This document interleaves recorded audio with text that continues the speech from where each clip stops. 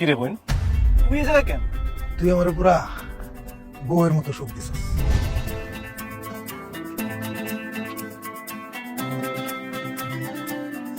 যাবি? হ যাওয়ার লাগি তো দাঁড়িয়ে রইছি। চলেন। ঘন্টা কত? ঘন্টায় 1000 দিয়েন, আধা ঘন্টায় 500। 2 ঘন্টা কত নিবি? 2 ঘন্টায় 2000 টাকাই দিয়েন। 1800 দিবি। না স্যার, অনেক কম হয়ে যায়। আচ্ছা ঠিক আছে, আপনারটাও থাক আর আমারটাও থাক, 1900 টাকা দিয়েন। 1800 কইছি, তুই যাবি? আচ্ছা ঠিক আছে, যাবো। চলেন। শোনেন, আমি আগে আগে যাই, আপনি আমার পিছে পিছে আইয়েন। আচ্ছা শোন, সার্ভিস কিন্তু বউয়ের মতো দিতে হবে।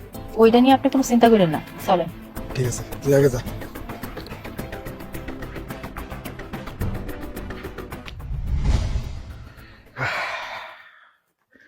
দুইটা ঘন্টা তোর সাথে কাটাইলাম, তুই আমার পুরা বউয়ের মতো সুখ দিছস।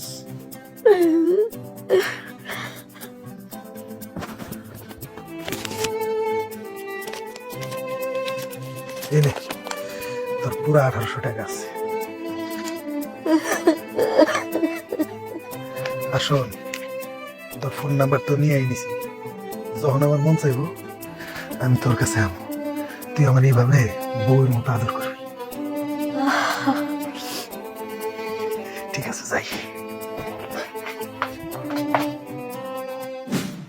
ওই পাওয়া বেড়েছে যেমন আমি আমার মা আর বোন, এটা মানুষ আমার জীবনে সব আছে। স্যার যাইবেন? ঘন্টায় 1000 টাকা দিলেই হইব। যাবো মানে? কই যাবো? কেন আপনি বুঝতেছেন না কই যাইবেন? চলেন।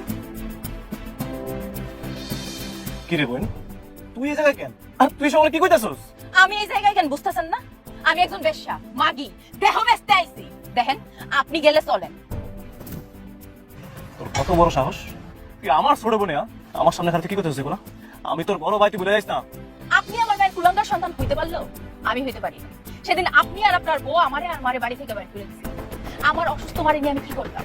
আমি তো আমার অসুস্থ মারে ফালাই দিতে পারতাম। আমার এই অসুস্থ মায়ের দায়িত্ব তো আমারই নেওয়া লাগছে। তাই এই বেশ্যাগিরি কইরা আমার এই পঙ্গু ভাইয়ের দায়িত্ব নিছি। কি হয়েছে আমার মায়ের? কথা বলতো আমার মার কি হয়েছে?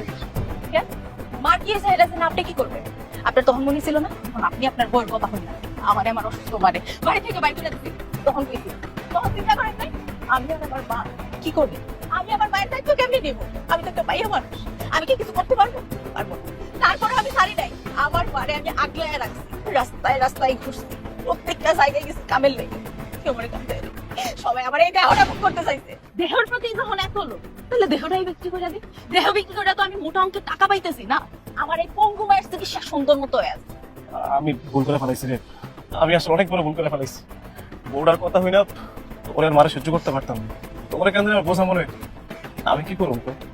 ওই হারামজাদি, ওই হারামজাদি মাথায় ওয়াশ করে ফেলাইছি। ওরা তো আমি বিশ্বাস করছিলাম, তোরা তো জানোসই ভালোবেসে বিয়ে করছিলাম। বিশ্বাস আছিল বইলা ও সব কথা শুনতাম। ওই একটা সময় তোর আর মারালে আমার এমন এমন কথা কইছে তোকে আমার বোঝা মনে হইতো। আমি ভাবছিলাম তোকে বাড়ি থেকে বাইর করে দিলে হয়তো বা বড় হলে সুখে থাকতে পারো, কিন্তু দেখ আল্লাহর মায়ের দুনিয়ার ভাই একটা কথাই আছে না, আল্লাহ আমার দিয়ে দিচ্ছে। যেই তোকে বাইর করে দিলাম তার কয়দিন পরে আমার বউ একটা রূপ দেখতে পাইলাম। আমার বউ আমার রাইখা এক নাগর লয়ে ঘুরে বেড়ায়।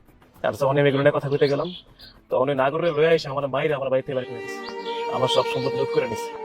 আমি এখন ঘর ছাড়া বাড়ি ছাড়া তখন রাস্তায় রাস্তায় ঘুরে খুঁজতেছি, কিন্তু দেখ আল্লাহর কি খেলা, আজকে তোর আমি ঠিকই পাইলাম, কিন্তু আমি তোর এমন ধরে পাইলাম তুই তো আমার পাওয়া গেল। আমার বইরে আমার কইতাছস ঘন্টা 1000 টাকা চাইবেন? তুই বুঝতেছস আমি তোর ভাইয়া, আমি কত বড় অভাগা।